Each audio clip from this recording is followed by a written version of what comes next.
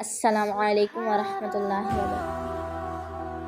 قرآن مجید پڑھنے کے فضائل اور آداب میں آج بیان کروں گی کہ قرآن پاک، قرآن کریم اللہ تعالیٰ کا کلام ہے۔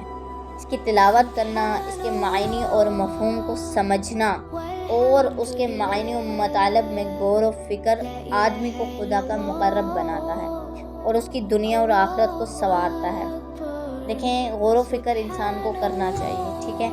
قرآن پاک میں اگر وہ غور و فکر کرے گا تو یہ زیادہ بہتر ہے اس انسان کے لیے، کیونکہ وہ انسان اگر قرآن پاک میں غور و فکر کرے گا، اس کو سمجھے گا، اس کے معنی پر غور کرے گا، اس کے الفاظ کو دیکھے گا، سمجھے گا، حلال کو حلال سمجھے گا، حرام کو حرام سمجھے گا، تو یہ ایک تو اس کی دنیا اور آخرت سنور گئی، دوسرا وہ اللہ کے قریب ہوتا ہے شخص جو قرآن پاک کو سمجھ کے پڑھے۔ یہی وہ کتاب ہے جس کا دیکھنا ثواب، چھونا ثواب، پڑھنا ثواب اور سمجھنا موجب نجات ہے۔ کچھ حدیثیں بھی ہیں کہ جن میں حضور اقدس نور مجسم نبی کریم صلی اللہ علیہ وآلہ وسلم نے فرمایا، تم میں بہتر وہ شخص ہے جو قرآن سیکھے اور سکھائے۔ تمام کتابوں میں سب سے افضل کتاب جو ہے وہ قرآن پاک، قرآن کریم ہے، جس کے ایک حرف پڑھنے پر ہمیں 10 نیکیاں ملتی ہیں۔ ایک لفظ نہیں، ایک حرف۔ اب الف ہے، ایک حرف ہے، لام ہے، ایک حرف ہے، میم ہے، ایک حرف ہے، الف لام میم۔ اب یہ 3 لفظ ہیں، ان تینوں کو اگر جب ہم اکٹھا پڑھیں گے تو ہمیں 30 نیکیاں مل گئی۔ یعنی کہ الف پڑھا آپ نے، آپ کو 10 نیکیاں ملی، با پڑھا آپ نے، آپ کو 10 نیکیاں مل گئی، کہ ایک ایک حرف پڑھنے پر ہمیں 10 نیکیاں ملتی ہیں۔ کتنی فضیلت ہے اس قرآن پاک کی، اس کلام کی، کیونکہ یہ اللہ کا کلام ہے۔ اس سے پہلے جتنی کتابیں نازل ہوئی ہیں وہ لکھی ہوئی نازل ہوئی، جبکہ قرآن پاک کی فضیلت یہ ہے کہ یہ پڑھا ہوا نازل ہوا حضور صلی اللہ علیہ وآلہ وسلم پر۔ جو مومن قرآن پڑھتا ہے اس کی مثال حدیث میں یہ حدیث ہے جو حضور صلی اللہ علیہ وسلم نے بیان کیا ہے کہ جو مومن قرآن پڑھتا ہے اس کی مثال ترنج کی ہے کہ خوشبو بھی اچھی اور مزہ بھی اچھا۔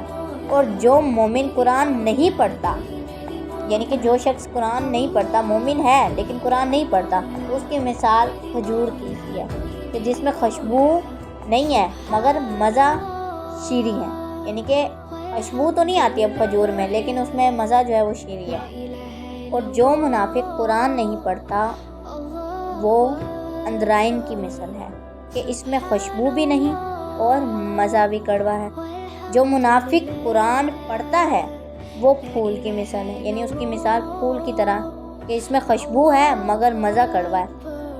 اب یہ دیکھیں کہ مومن کی کتنی اس میں ہے کہ مومن کو قرآن پڑھتا ہے تو اس کی مثال اس طرح دی گئی ہے کہ ترنج کی طرح ہے کہ جس میں خوشبو بھی ہے اور مزہ بھی ہے۔ اور جو نہیں پڑھتا اس کی مثال کھجور کی طرح ہے۔ اور جو منافق ہے، یعنی کہ کافر ہے، منافق ہے، اس کی مثال اس طرح ہے کہ جو پڑھتا ہے تو اس کی پھول کی طرح ہے کہ خوشبو تو ہے اس میں لیکن مزہ نہیں ہے۔ اور جو نہیں پڑھتا اس کے اندرائن کی طرح ہے کہ اس میں خوشبو بھی نہیں ہے اور مزہ بھی کڑوا ہے۔ ایک اور حدیث ہے کہ جس کے پیٹ میں کچھ قرآن نہیں وہ ویران مکان کی مثل ہے۔ یعنی کہ دیکھیں، جو شخص بالکل ہی قرآن سے انجان ہے، کہ پیٹ میں مطلب کہ اس نے ایک حرف بھی نہیں پڑھا، ایک حرف کو نہ جانتا نہ پہچانتا، تو اس کی مثال اس طرح ہے کہ جیسے ایک کھنڈروں میں ویران مکان ہوتے ہیں نا، جہاں نہ کوئی آتا ہے نہ کوئی جاتا ہے، اس کی مثال اس طرح ہے، ٹھیک ہے۔ اور ایک اور حدیث میں ہے کہ جس نے قرآن پڑھا اور جو کچھ اس میں ہے اس پر عمل کیا تو قیامت کے دن اس کے والدین کو تاج پہنایا جائے گا، جس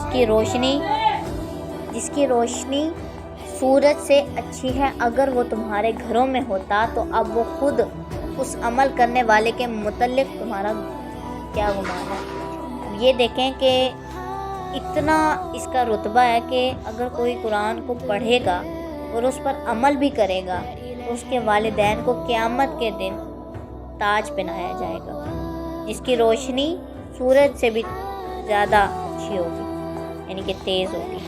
ایک اور حدیث میں ہے کہ جس نے قرآن پڑھا اور اس کو یاد کر لیا، یعنی کہ حفظ کر لیا، اس کے حلال کو حلال سمجھا اور حرام کو حرام جانا، اس کے گھر والوں میں سے 10 شخصوں کے بارے میں اللہ تعالیٰ اس کی شفاعت قبول فرمائے گا جن پر جہنم واجب ہو چکا ہے۔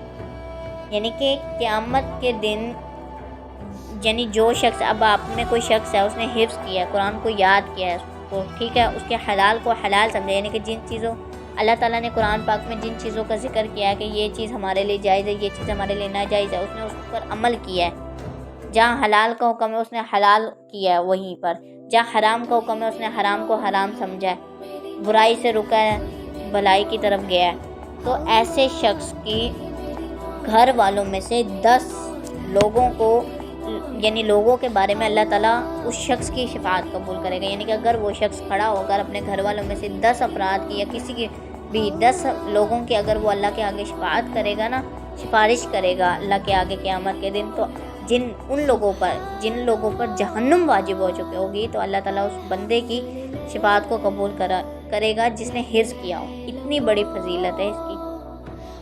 تو میں یہی کہوں گی کہ اللہ تعالیٰ ہم سب کو قرآن پاک صحیح سمجھ کر پڑھنے کی توفیق عطا فرمائے اور اس پر عمل کرنے کی توفیق عطا فرمائے۔